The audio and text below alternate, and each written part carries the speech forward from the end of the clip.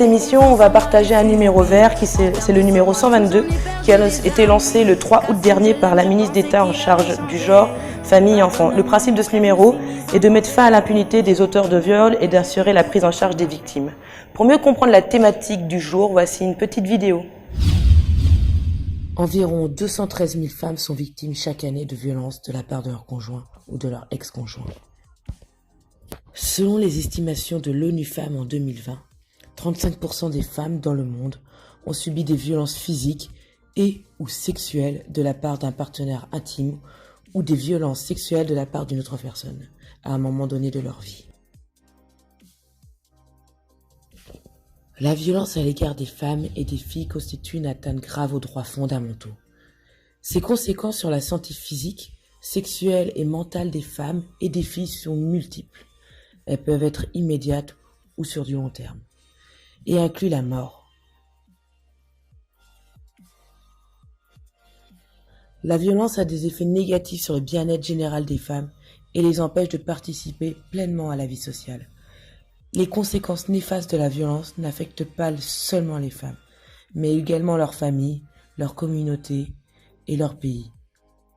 En outre, les coûts de la violence sont très élevés, par des dépenses supérieures en matière de soins de santé et de frais juridiques que par une perte de productivité. Ceci a donc un impact sur les budgets nationaux et plus globalement sur le développement. Les violences conjugales que subissent les femmes à travers le monde ont souvent été négligées. On est là en face d'une réalité affreuse, mais souvent cristallisée en Afrique, où on a appris depuis le temps aux femmes de se taire et de se soumettre. Aujourd'hui, quelque chose qu'on voit, mais c'est en process depuis plusieurs années, parce que les violences faites aux femmes, c'est tellement présent dans la vie.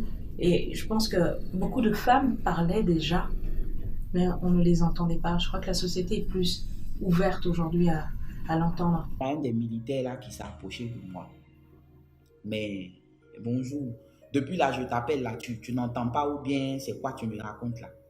Moi je le regarde de haut en bas.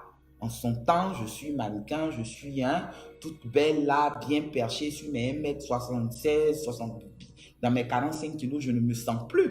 Donc je le regarde là avec dédain, avec condescendance, histoire de dire, mais toi tu es qui? Tu parles de quoi? Donc je l'ignore.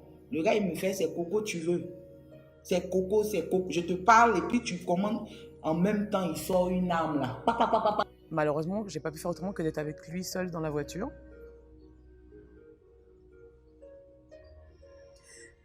Il a tourné à droite pour aller dans la forêt. Et il a commencé à me toucher. Nous verrons tout au long de cette émission des témoignages de femmes qui ont osé se confier et se révéler sur Internet. Nous allons parler de ces femmes qui, par pudeur, par peur de l'exclusion, ne se confient jamais. Mais il est de notre rôle de ne plus jamais fermer les yeux et de dénoncer ces crimes. Aujourd'hui, on en parle dans Bisoba Jeune, dire non aux violences contre les femmes en Afrique en général et en RDC en particulier. Ils sont venus partager leur savoir et leur expérience avec nous. Voici les invités du jour. Thérèse Kulungu, Julienne Lusengue, Pacifique Tumba. Ensemble, nous allons parler des problèmes de femmes battues en Afrique.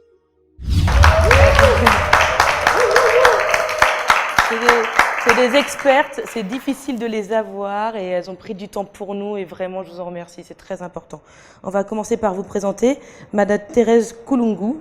Est-ce que vous pouvez vous présenter s'il vous plaît, Madame? Madame Thérèse Kulungu, je suis juriste. Est-ce que vous pouvez nous expliquer vos activités? Activiste et défenseur des droits de l'homme, plus précisément des droits de la femme. J'ai une expertise sur le droit de la femme. Est-ce que vous pouvez nous dire un peu comment ça se passe ici en RDC sur le droit des femmes? Rapidement, juste en présentation. Mais le droit des femmes, c'est le droit de l'homme. C'est le droit, quand on parle des droits de la femme c'est un homme. Je peux dire que c'est les droits humains. Les droits humains concernent les deux sexes, sexe féminin et sexe masculin. Tous les droits sont répertoriés dans la Constitution, reconnus à tous les citoyens du Congo. Et puis les droits de la femme la République démocratique du Congo a, qu'est-ce que je peux dire, a adhéré à plusieurs conventions, comme à plusieurs traités, que ce soit sur le plan international, que ce soit sur le plan régional, et sur, disons, en RNC, il y a plusieurs, donc nous commençons par la loi, et de la loi suprême qui est la Constitution. Nous avons les lois spécifiques, comme le code de la famille, le droit sur les violences sexuelles, le droit de protection des enfants, ainsi de suite. Ok. Donc les droits de la femme sont protégés. Ok, très bien. C'est important de le savoir parce que j'ai pas l'impression que ce soit respecté dans la vie de société au quotidien. Bien sûr que peut-être que la mise en application, c'est ça qui pose problème. Mais nous ne pouvons pas dire que la mise en application, c'est vraiment au niveau bas. Il y a quand même des avancées. Et nous avons fait quand même un pas parce qu'il y a des acteurs, même les gouvernements, que ce soit les gouvernements, que ce soit la société civile, que ce soit les activistes de femmes. Donc, il y a quand même des avancées. D'accord. Le droit de la femme d'hier, ce n'est plus le droit de la femme d'aujourd'hui. Donc, je peux dire qu'il y a quand même des avancées. D'accord. Oui. Ok. Merci Madame Thérèse. On va continuer à creuser là-dessus. À côté de nous, nous avons Madame Julienne Luzongue, pardon. Est-ce que vous pouvez vous présenter, s'il vous plaît? Oui, merci. Je suis Julienne Luzongue. Je suis aussi activiste de droits de la personne, droits des femmes, droits des enfants, droits de toute personne. Et je suis congolaise, je suis activiste de longue date. Je lutte contre toute forme de violence faite à la femme. Et c'est notre travail depuis plus de 20 ans. On est là-dedans et on est vraiment dédié à ce travail-là. Je suis aussi présidente de l'organisation SOFEPADI, qui signifie Solidarité féminine pour la paix et le développement intégral. Nous avons 20 ans maintenant, cette organisation, depuis que nous l'avons initiée depuis 2000. Donc, nous sommes basés à Bunia, nous sommes basés à Beni et nous sommes basés ici à Kinshasa. En plus de ça, je suis la directrice du Fonds pour les femmes congolaises, un fonds que nous avons initié en voyant la difficulté des organisations des femmes à accéder au financement, la relève. Comment êtes-vous devenue militante activiste pour le droit des femmes? Oui, j'ai travaillé comme journaliste pendant 26 ans dans une radio communautaire. C'était pas le journalisme, donner juste l'information de ce qui est d'actualité, non. Nous, c'était une communication éducative. Donc, on composait des émissions qu'on traduisait à plusieurs langues de l'Ituri, parce que la radio était basée à Bunia.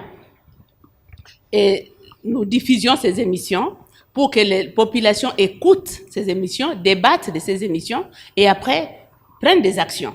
Par exemple, on faisait des émissions sur l'alphabétisation ou sur la nutrition, comment améliorer nos recettes congolaises, donc comment manger le soja, comment préparer faire du lait avec le soja, comment cultiver le soja, l'importance de la trine, l'importance de l'eau potable, comment reconnaître l'eau potable, comment créer une source d'eau potable dans le village.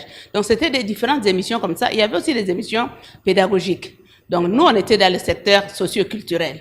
Et c'est comme ça que ça nous a donné l'occasion d'aller dans les villages pour voir ce qui se passe au village. Et nous avons rencontré des femmes analphabètes, mais qui ne voulaient pas la situation dans laquelle elles se retrouvaient. Des violations, des hommes qui prenaient leurs biens, des hommes qui prenaient d'autres femmes, qui les maltraitaient. Et il y avait des femmes qui ne voulaient pas ça et qui dénonçaient et qui posaient des questions. Et nous, on a dit, bon, il faut quand même continuer. Alors, quand la radio ne pouvait plus continuer, parce que c'était une radio qui a été soutenue par la coopération belge, les Belges sont partis parce que Mobutu avait coupé la coopération. Et nous, on a dit, mais qu'est-ce qu'on fait? On est resté travailler pendant plusieurs années sans salaire. Mais en tant que mère de famille, nous devons survivre aussi. Et nous avons voulu arrêter à un moment donné. Bon, évidemment, à un moment donné, j'ai arrêté, je suis allée faire le champ, j'ai travaillé au champ. Mais après, les femmes nous disaient toujours, continuez, continuez, continuez. Et c'est comme ça que nous avons pu initier l'organisation pour dire, nous voulons continuer avec notre action. Nous allons continuer avec notre action pour lutter contre les violences, pour promouvoir les droits des femmes, défendre ces droits, mais aussi impliquer les femmes dans la résolution 1325, parce que vous savez, 2000, quand nous avons commencé l'organisation, le 2 avril 2000, c'était juste à l'année où on a eu après la résolution 1325, que nous allons célébrer à la fin de ce mois 20 ans d'existence. D'accord, ok. Merci madame. Je vais demander d'applaudir plus fort ces dames qui ont un vrai passé derrière. Vous savez, il y a quelque chose qui est très important, c'est que au travers de toutes ces années, on a pu voir en effet des évolutions. Moi, je les vois à travers ma grand-mère, ma maman, mes tantes et tout ça. Je vois bien qu'il y a une évolution, et c'est grâce à des femmes qui militent pour nous au quotidien, et on les remercie pas assez. Voilà, c'est pour ça que vraiment, je suis très contente. On les applaudit encore. Comme vous avez parlé d'une relève, ils sont venus aussi nous montrer ce qu'ils font, nous expliquer aussi ce qu'ils font, et on va leur laisser la parole. Océane, c'est toi qui tient un peu la voix de la fondation. Alors, je suis Océane Minga. Je suis étudiante à l'UPenn en sciences de l'information et de la communication, mais je suis aussi vice-présidente d'une structure qui est dénommée Mukaji. Mukaji qui veut dire femme.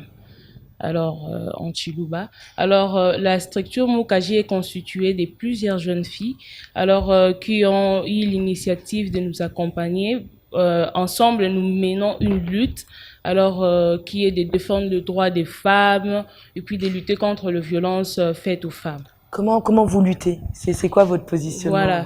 Voilà. Déjà, nous luttons déjà dans la structure Mukaji. Alors, nous demandons aux femmes et nous appuyons les femmes à dénoncer des agressions, par exemple sexuelles et tout ça, à dénoncer toutes les personnes, les auteurs qui leur font subir des violences en toutes ces formes, pardon. Alors, donc c'est un peu ça. À part ça, nous conscientisons aussi les jeunes filles déjà à poser des actes plus responsables, plus positifs en vue de leurs valeurs. Aujourd'hui, il est l'un des seuls hommes à porter ce t-shirt-là et à représenter la Fondation Mukaji. Qu'est-ce que tu peux te présenter pour ceux qui ne te connaissent pas ici? Moi, c'est Kyaku Kisombe. Je suis journaliste et féministe en même temps. Ça signifie que... Ouais, donc, quand je dis que je suis féministe, ça signifie que je défends les droits des femmes. Qu'est-ce qui m'a motivé à me lancer dans cette lutte? J'ai beaucoup de petites sœurs. Cousines, petites sœurs, j'en ai peut-être 15 ou 20. Et récemment, je pense l'année passée, il y a une fille dans une école de la place qui a été victime d'abus sexuels. Alors, quand j'ai essayé de savoir comment ça s'est passé, la fille avait été droguée, elle a consommé du whisky, je sais pas quoi, et je me suis mis à la place des parents ou des frères de cette fille-là. Je me suis dit, et si ça arrivait à ma propre petite sœur? Et de là, comme ça m'a un peu révolté. Et je me suis lancé dans cette lutte-là, et c'est vrai que j'ai pas d'ONG parce que j'ai pas voulu faire les choses en grand. Je suis passé par les réseaux sociaux où je fais une sensibilisation à travers Facebook où j'ai 3000 followers. J'essaie de faire le plus de sensibilisation possible, à faire comprendre les femmes quels sont leurs droits. Parce que comme tu as dit en intro, il y a des femmes qui ont envie de se faire battre. Moi, je l'ai déjà entendu. Il y a une fille qui m'a dit qu'elle aime qu'on la tape. Tu vois? Donc, je trouve que le problème est assez complexe. Je sais pas si ça se limite à la sensibilisation. Oui, ouais. Je pense que les dames pourront mieux répondre après, mais je crois, moi, quand je dis ça, je crois qu'en fait, c'est quand on est élevé dans une certaine violence, on sait pas se rendre compte derrière que c'est pas normal de se faire taper et tout ça. Alors après, moi, je suis complètement pacifiste et nous-mêmes, pour moi, lever la main sur qui que ce soit, que ce soit homme, femme, c'est un grand drame dans mon état d'esprit. Et je suis persuadée, en étant une femme, que personne n'a envie de se faire battre. Et c'est pas comme ça qu'on se fait respecter. C'est peut-être d'autres codes que d'autres personnes lui ont donnés, mais ça ne répond pas aux droits de l'homme, quoi, je pense. Avant de rentrer un peu plus dans ce sujet-là, on va présenter. Merci Kyaku d'être parmi nous, d'être un homme féministe parmi nous. Merci beaucoup. On va présenter ou pas Bob, chroniqueur ici à Bissovajeune depuis un certain temps maintenant. Est-ce que tu peux nous expliquer un peu comment tu as vécu la préparation de l'émission, de ce qui s'est passé, qu'est-ce que tu as appris aussi, parce que on a appris aussi beaucoup en préparant cette émission. Exactement. Comme ça va faire 2 semaines qu'on a lancé le débat sur les réseaux sociaux.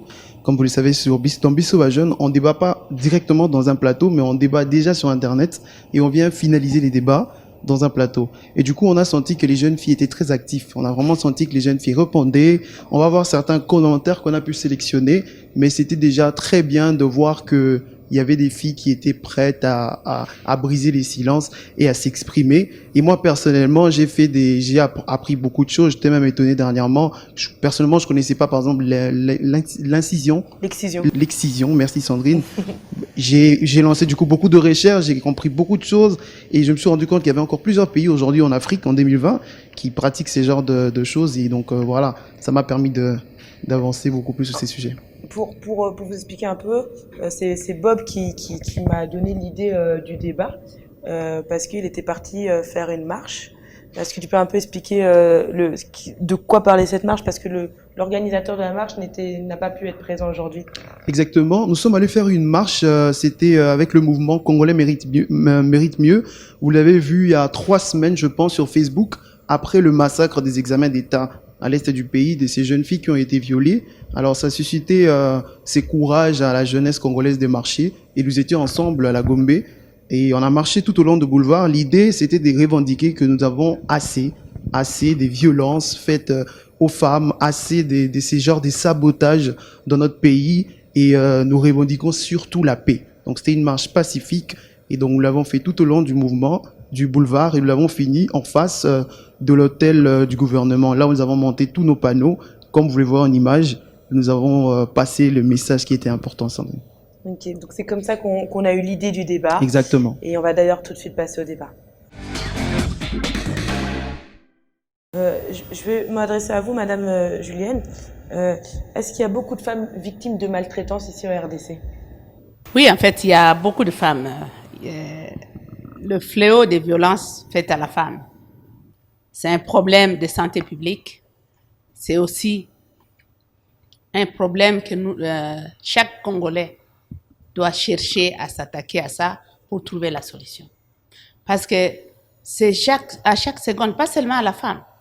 Les violences sont devenues, sont répandues maintenant dans toutes les provinces. Et ce n'est plus Est seulement, c'est partout. Des petites filles, des vieilles femmes, des hommes. Récemment, au mois de décembre 2019, on a été à Bunia avec la commissaire aux droits de l'homme, Madame Bachelet, et aussi on a été avec la présidente de l'Assemblée nationale, Madame Abunda. On a rencontré des hommes de 76 ans qui ont été détenus esclaves sexuels dans des camps de milices. On a trouvé des femmes de 80, les femmes de 50, les petites filles de 16, des petites filles de 5 ans qui ont été détenues esclaves sexuels par les groupes armés. Et donc, cette question, ce n'est plus la question d'une seule personne de dire « Ah, c'est à l'Est », comme je vois souvent les gens parlent ici. « Ah, à l'Est, il y a… » Non. Il y a la question des violences dans les conflits, mais il y a aussi les violences qui sont dans nos vies quotidiennes. Il y a les violences conjugales, il y a les violences psychologiques, il y a les violences économiques. Chaque jour, ça se passe. Pendant le Covid ici, on a dû répertorier rien que pour Kinshasa. Nous, notre organisation Sofepadi a pu répertorier plus de dizaines de cas des femmes qui ont été maltraitées par leurs conjoints. Nous, on parle mari, les Canadiens, ils disent conjoint, par leur mari. Parce que maintenant, les hommes n'allaient plus en ville, sortir tout le temps. Ils étaient restés à la maison. Et comme toujours, beaucoup d'hommes congolais ont démissionné leur rôle de prendre en charge la famille. Donc, ils veulent qu'ils soient nourris par la femme. Et quand la femme dit « je n'ai rien à donner aujourd'hui, il n'y a pas la nourriture », et ça devient tout un problème pour battre la femme, pour faire des violences physiques sur la femme. Il y en a qui ont été blessés par des couteaux, d'autres ont été blessés par on les a brûlés avec des métals chauds pour les punir. On a vu aussi des femmes qui avaient un peu de capital pour faire des commerces, qui, avec le confinement, n'ont plus exercé leur métier. Donc, ils sont restés à la maison et donnaient tout le temps, on utilisait ça, et finalement, c'était terminé. Et c'était devenu un problème pour la femme. Les enfants, l'homme devient agressif dans la maison, et pour les enfants, et pour la femme. Parce que seulement, il n'a pas ce qu'il faut pour lui, il ne sort pas. Il y a d'autres hommes qui sont devenus des vrais auteurs de violences conjugales, de viols conjugales. Donc, ils abusaient de leurs femmes toute la journée et la nuit. Nous avons été en contact avec ces victimes ici à Kinshasa. Comment ces victimes vous contactent? Bon, en fait, nous sommes reconnus comme une organisation. Vous allez sur Google, vous mettez seulement Sophie Padi, vous trouverez toutes les informations sur nous. Ou vous mettez Julien Lusenge, vous trouverez toutes les informations sur nous. Et donc, les gens connaissent notre travail. Et ils viennent vers nous pour nous parler. Et d'autres, quand nous passons des émissions comme ça, les gens nous appellent par après pour dire voilà, comment je peux vous rencontrer et tout. Et nous, on les rencontre. Il y a des organisations aussi qui réfèrent les victimes chez nous. Il y a la police qui réfère les victimes chez nous. Il y a le parquet qui réfère les victimes chez nous. Les membres des communautés qui amènent les victimes chez nous. Donc, notre organisation est vraiment connue. Il y a plusieurs organisations, ce n'est pas seulement Sophie Padi. Il y a plusieurs organisations qui travaillent sur ces questions. On a posé sur Facebook la même question. Qu'est-ce qui est à la base des violences, de cette violence selon vous? Est-ce qu'on peut voir la réponse qui a été donnée?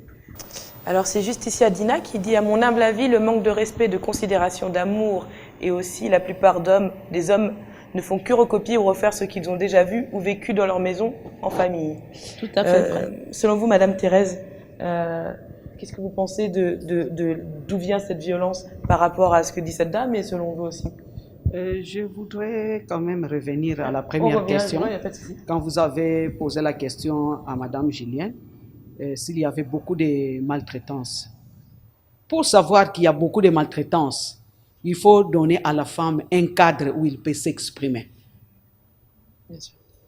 Parce que très souvent, la femme vit dans la résilience, dans le silence. Elle englobe tout. Et elle se dit, je vais m'exprimer à qui? Je vais parler à qui?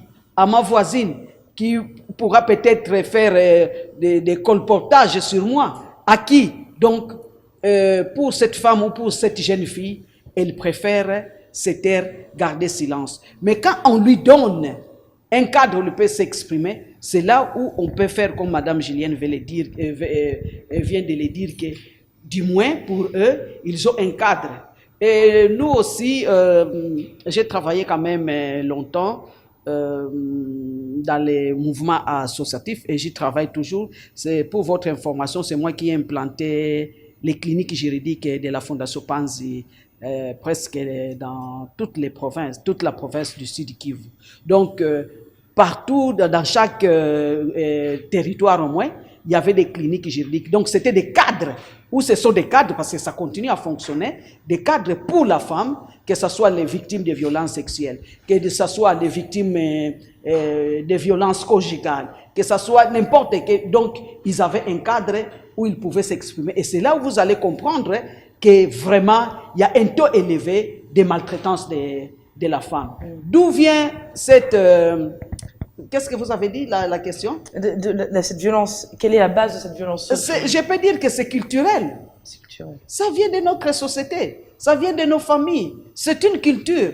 Et la femme, sans l'éducation ou sans une sensibilisation, elle accepte tout. Elle croit que c'est un droit d'être maltraitée. Vous comprenez? Oui. Elle accepte tout, être battue, et ne peut même pas se plaindre, et ne peut même pas saisir la police, et ne peut même pas. Donc il y a plusieurs raisons, mais la première raison, moi je crois, c'est culturel. Bon, peut-être, je m'excuse, je vais prendre la parole, parce que je vais dire, il y a ce qui va avec notre culture, donc l'éducation patriarcale. On a montré que l'homme, c'est le tout-puissant, la femme, c'est le bien de son mari, donc il peut en disposer. Il y a même un enseignant qui avait dit ça dans une formation à Butembo, pour dire, voilà, ma femme, c'est comme mon vélo, je peux rouler autant de fois que je veux avec, sur ma femme, donc il n'y a pas d'interdiction. Un jour, je parlais de viol conjugal, il y a un bourgmestre qui m'avait dit, « Oh, mais le monsieur, il a donné sa dot, pourquoi on doit lui interdire ?» J'ai dit non. Donc, c'est l'éducation qu'on a transmise à nos enfants, que nous avons vu. Et nos filles pensent que quand on doit toujours se marier, il faut être marié, il faut être la femme de quelqu'un. Donc, quand tu es la femme de quelqu'un, quelqu'un-là peut disposer de toi, peut te taper quand tu n'as pas préparé, peut te priver de nourriture, peut te priver de sortir, peut te priver de ceci, peut décider de combien d'enfants que tu dois avoir sans que toi tu puisses prononcer un mot. Non. Parce qu'on a dit à la femme, quand tu vois quand on prépare les mariages, on amène la femme, d'abord on amène les tantes. Venez parler à votre fille parce qu'elle va aller se marier. Et les tantes, quand elles viennent, ils vous disent, ah, tu vois, tu dois être obéissante à ton mari, tu dois te soumettre, tu dois faire ceci, tu dois te réveiller très tôt matin pour aller préparer de l'eau pour se laver, tu dois les laver. Il y a même des tribus où on demande aux filles, aux femmes de laver leur mari. Tu dois les laver. Il y a d'autres qui disent, j'ai suivi un jour sur les réseaux sociaux, une Camerounaise qui dit, tu dois transporter ton mari au dos pour... Non. Pourquoi lui ne peut pas me transporter au dos aussi? Donc, on a mis ça dans la tête de nos filles. À l'église, en dehors de la famille, l'église encore dit, les versets qu'on dit, l'homme est le chef de la famille, la femme est je ne sais pas quoi, non.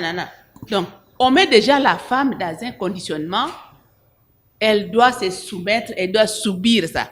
Si une femme trouve qu'on la bat un peu trop, elle est maltraitée, elle essaie de quitter pour rentrer chez ses parents. Les parents, quand elle arrive, leur disent, ah, qu'est-ce que tu viens faire ici? Le Messie a donné la dot, on ne va pas te garder ici, et la dot est toi. Tu dois rentrer chez toi. Il faut seulement supporter, il finira par changer. Il faut comprendre, tous les hommes, c'est comme ça. Même quand un homme est en train de faire la délinquance sexuelle, on dit non, il faut supporter. Il finira par changer. Donc, on nous a mis dans une culture d'éducation pour supporter le mal. Ouais, bien sûr. Au lieu que de dire à la femme, moi, ma mère m'avait dit, tu veux te marier? Oui. Tu vas là-bas. Si ça marche, tu restes. Si ça marche pas. Et le jour, j'avais dit, parce que moi, j'ai eu un père qui m'a vraiment beaucoup aidé. Tout ce que j'ai fait aujourd'hui, c'est mon père. Ma mère m'a montré le leadership de la femme.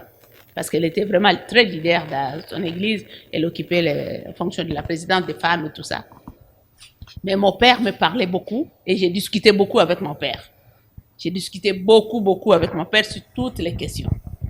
Et quand il y avait des choses qui n'allaient pas, je lui disais, non, ici, tu as fait ça, tu as puni tel parce que c'est pas juste, c'est ceci. Donc, j'ai eu le temps de discuter avec lui. Et mon père m'avait demandé, est-ce que tu penses que ton mari acceptera que tu discutes avec lui? J'ai dit, oui, j'ai déjà examiné, j'ai déjà regardé, on a essayé de s'observer pendant 5 ans. On a fait un fiançailles de 5 ans avant de nous marier. Donc, il faut parler avec vos fiancés, les jeunes filles. Il faut parler avec les fiancés, il faut dire ce qui peut être fait et ce qui... Les limites, c'est où? La ligne rouge, c'est où? Parce qu'on nous met ça dans la tête et les jeunes gens et les jeunes femmes pensent que c'est comme ça qu'il faut.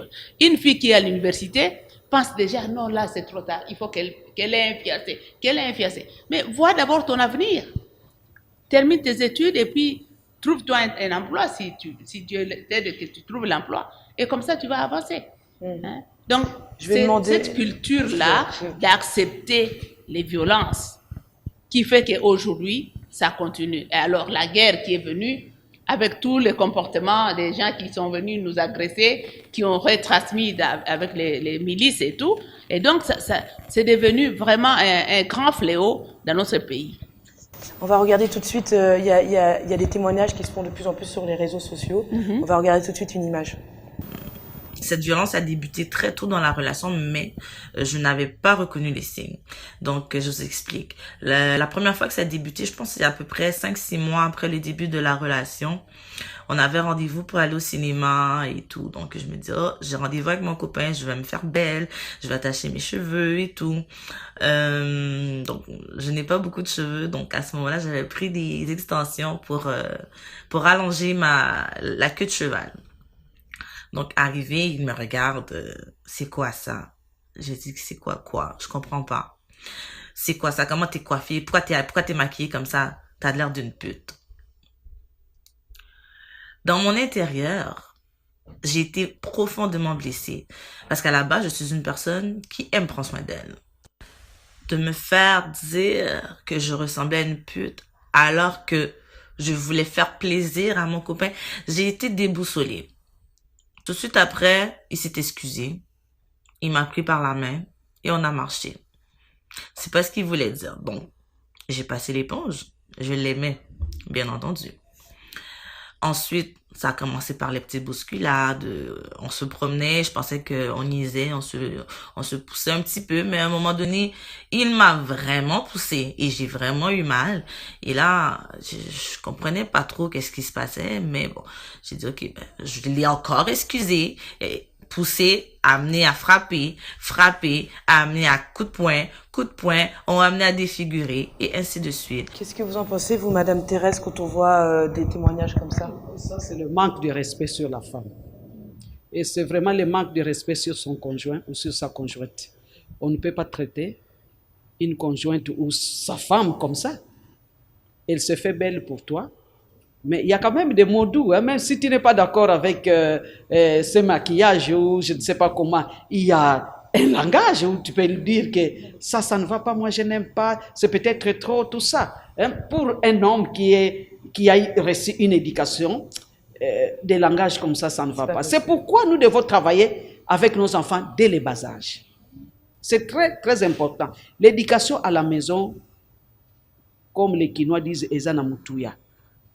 Parce que quand on a raté l'éducation de base à la maison, en famille, c'est compliqué. Et c'est comme ça que nous voyons des hommes ratés qui n'ont aucun respect sur la femme. Est-ce que vous pensez que toutes les maltraitances viennent de... Non, est-ce que les maltraitances sont dans toutes les catégories sociales, Madame Julienne? Oui, c'est toutes les catégories. Ouais. C'est toutes les catégories. On trouve la maltraitance parmi les gens qui sont riches, même parmi les pauvres. Ça se définit de la même façon souvent ou... Bon, pas vraiment la même façon, mais les actes et les infractions, c'est presque la même chose. Mais ça dépend du développement que ça prend dans la maison ou quand on est pauvre ou quand on est riche. Parce que le riche, là, il peut faire tout, il croit qu'il a maintenant l'argent et il a l'autorité, il a le droit de vie et de mort sur toi. Tu n'as rien à dire. Le pauvre, il vient, soit ivre, soit je ne sais pas comment, il commence à te battre. Après, il demande la nourriture ou il jette même ce que tu lui présentes.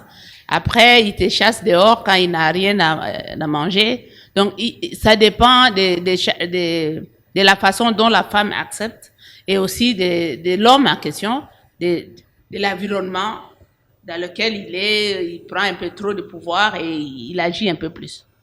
Madame Thérèse. Et surtout, c'est comme ça que nous disons à nos filles, à nos enfants, qu'il faut étudier, il faut travailler sur l'autonomisation.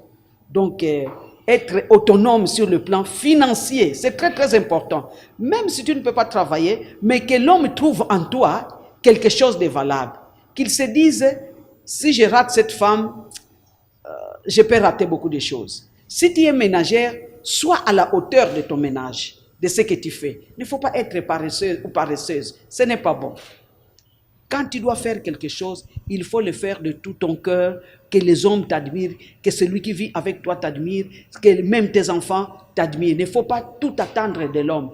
Moi, je disais à mes enfants, à l'époque de nos mamans, le mariage, c'était une chance, donc c'était comme quelque sorte une délivrance. Mais aujourd'hui, le mariage, c'est du fourre-tout. Aujourd'hui, ça peut réussir, comme ça ne peut pas réussir. Donc, tu dois étudier pour être autonome. Tu dois travailler. Si tu ne peux pas aller à l'université, mais fais quelque chose pour te prévaloir. C'est très, très important. L'autonomisation de la femme est très, très importante. Parce que surtout sur le plan économique, si tu es vraiment autonome, en tout cas, l'homme va hésiter de te dire n'importe quoi, de te gérer de n'importe quoi. Il va vraiment te respecter. Oui, mais si toi, tu dépends totalement de lui, mais il va marcher sur toi. Oui, Maman Thérèse, je crois que ce n'est pas en dehors, à plus de ce que vous venez de dire, autonomie financière. Il faut aussi avoir l'autonomie dans la tête, connaître ses droits, savoir que j'ai le droit de ça, et mes devoirs, c'est ça. Si tu connais tout ça, ça te donne un peu la possibilité de discuter avec la personne qui veut te maltraiter et lui dire que tu ne peux pas faire ça. Tu ne peux pas toucher mon corps parce qu'il y a la loi telle qui dit ceci. Donc, on doit connaître ses droits. C'est important. Je vois qu'on a une réaction, le public sera la dernière réaction et après on va passer directement à la conclusion. Est-ce qu'on peut passer là? Madame Julien. Ok, alors ma question est celle-ci. En ce qui concerne, puisque vous êtes femme battante et activiste aussi, pensez-vous réellement que, ou soit est-ce vrai que les personnes sont les auteurs d'une violence quelconque? Parce qu'aujourd'hui, à nos jours, il y a de ces femmes qui refusent de dénoncer à deux fois, parce qu'elles savent que même si je dénonce, l'homme ou la personne finalement c'est l'homme qui a posé, je ne sais pas, un acte violent, finira toujours par être libre. Est-ce que réellement il y a une punition? Est-ce que réellement ces personnes-là sont punies d'une manière légale? C'est ça ma question. Oui, la loi est claire. Notre loi existe et nous avons une très forte loi. Mais comme a dit Thérèse, la mise en application pose encore un problème.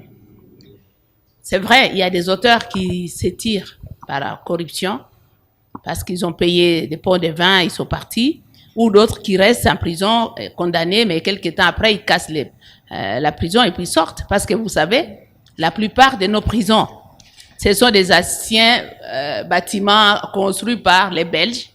Et donc, au lieu de ça, 20 personnes, par exemple, on y met 1200 personnes. Et la plupart sont des militaires. Donc, ils cassent et puis ils sortent. Malheureusement pour nous, parce qu'après, quand ils sortent, c'est la victime qui est en danger, le témoin ou l'activiste qui l'a accompagné qui est en danger. Mais cela ne peut pas nous arrêter à dénoncer.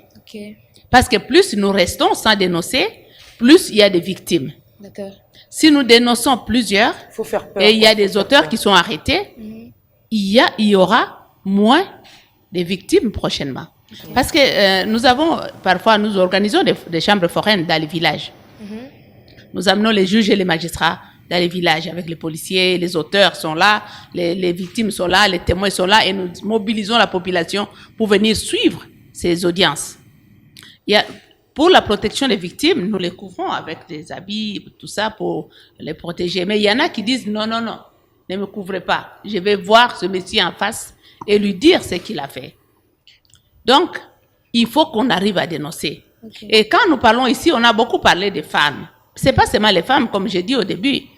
Il y a même des jeunes gens. J'ai suivi récemment dans une ville, je ne peux pas citer, il y a une maman âgée qui a maintenant une maison de tolérance et qui abuse des jeunes gens, des garçons.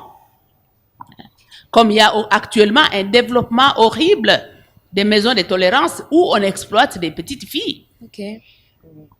Elles arrivent là-bas, la dame dit, bon, vous allez travailler pour moi, un resto, un bistrot et ceci. Après, c'est elle qui perçoit l'argent quand ces filles sont exploitées sexuellement. Oui. Donc, il y a beaucoup de ces développements-là, mais il faut que la loi marche.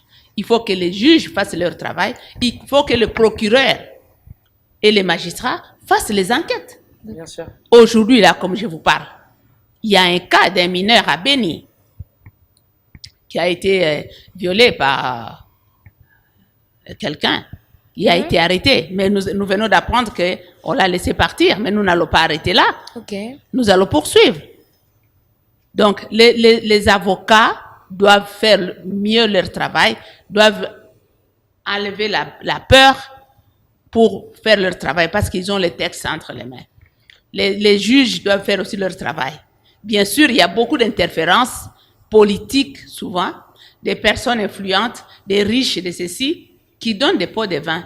Mais nous disons à tous ces gens-là qui donnent des pots de vin ou qui font l'influence, que demain, ça peut être sa fille, ça peut être sa femme, ça peut être lui-même qui peut être dans ces cas-là. Parce que j'ai donné ça dans une autre émission. Il y a un enfant d'un procureur qui avait été violé par son chauffeur. Ce procureur-là s'est moqué des gens en disant, voilà, vous venez, quand nous venons toujours, vous êtes encore là, vous avec votre histoire, toujours violence sexuelle. Mais le jour, c'était le tour de sa fille, son chauffeur, qui a violé sa propre petite fille, moins de 10 ans, dans la voiture. Il est devenu fou, il disait qu'on lui ramène le chauffeur, il va le tuer. Malheureusement, le chauffeur avait déjà fui. Donc, chaque Congolais doit combattre ces effets, ces faits, et les violences conjugales ne sont pas. Oui, commune et collective. Nous devons nous lever pour dire non à ça. D'accord, merci. Merci pour toutes ces informations. Je vais demander à Océane de rapidement conclure sur la question quelles sont pour toi les solutions envisagées. Et après, c'est vous, mesdames, qui allez conclure, mais le plus rapidement possible. On me fait déjà des menaces. Océane, oui. quelle solution pour toi en tant que jeune? Est-ce que tu peux solutions. nous expliquer comment on pourrait faire, quelles solutions sont envisagées? Oui, déjà, je dirais que la justice, nous devons voir une justice assez, comment dire, une justice assez rigoureuse et tout ça. Donc, et en plus, la justice doit vraiment sécuriser les femmes qui sont violées, qui subissent des violences et tout ça, puisque ces victimes ne sont pas rassurées. Peut-être qu'elles n'arrivent pas à dénoncer, puisqu'elles ne se sentent pas rassurées, en insécurité et tout ça. Alors, il faut mettre ces victimes à l'abri, puisque déjà des femmes qui n'arrivent pas à dénoncer, que ce soit par amour ou par manque d'argent et tout ça, alors finissent malheureusement par mourir, la plupart des femmes. C'est ça. Alors, en espérant que mon mari pourrait changer peut-être et tout ça. Alors, ces victimes-là finissent par mourir généralement. Alors, il faut vraiment une justice assez rigoureuse. Donc, il faut vraiment poursuivre ces personnes et mettre les victimes en sécurité. Super. Merci, Océane. Selon vous? Moi, je trouve que tout a été quand même résolu. Nous avons des lois, en commençant par la Constitution, qui protège le droit de la femme. Nous avons un problème, nous les Congolais.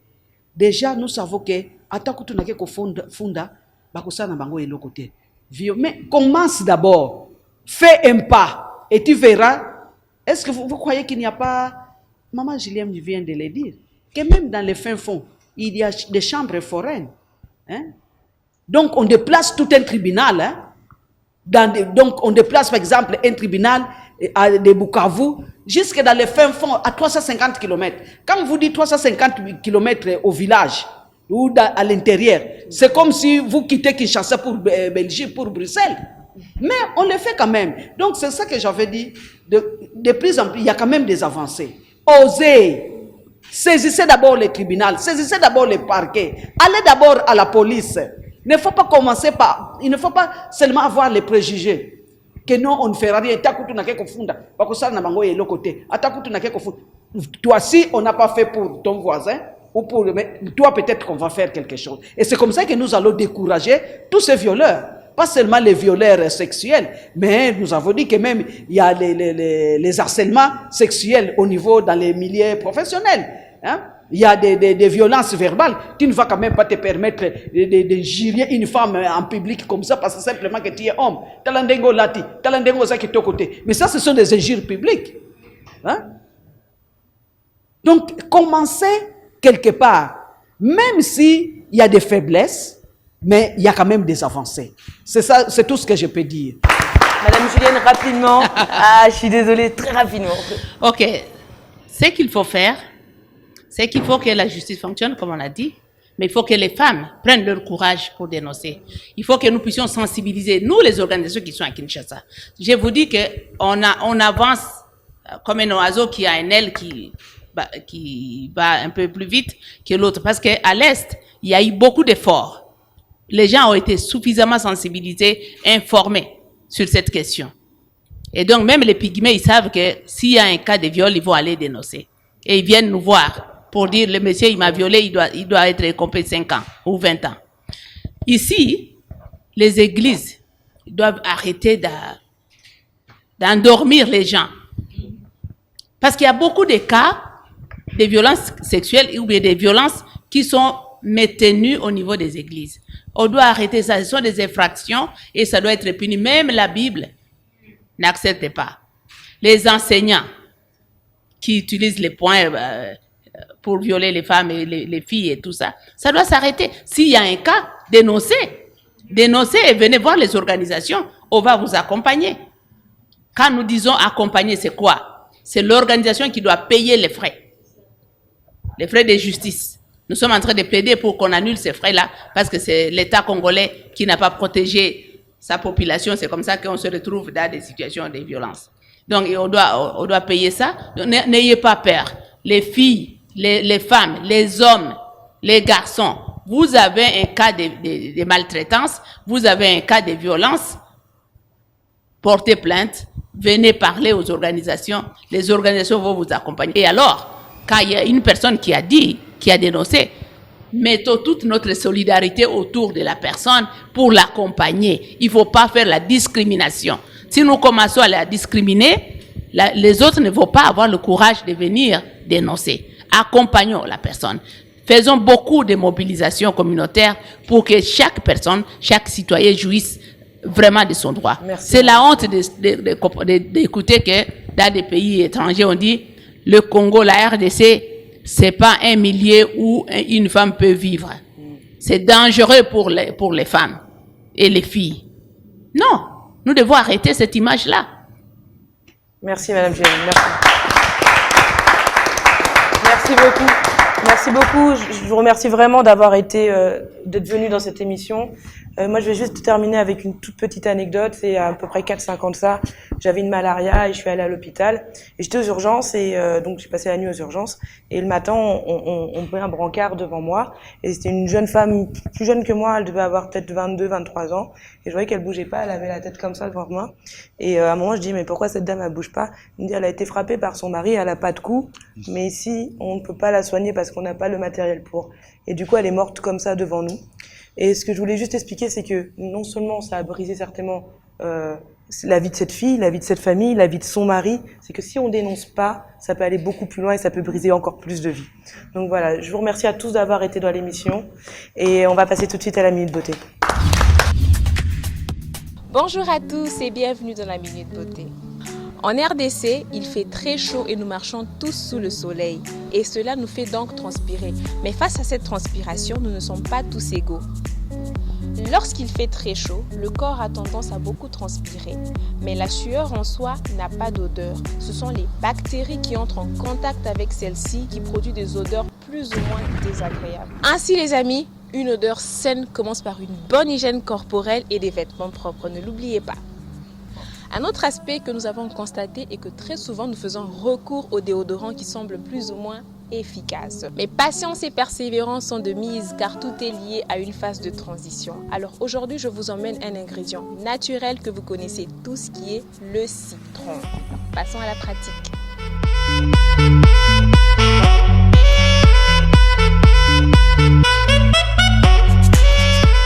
Le citron est très prisé pour ses bienfaits santé.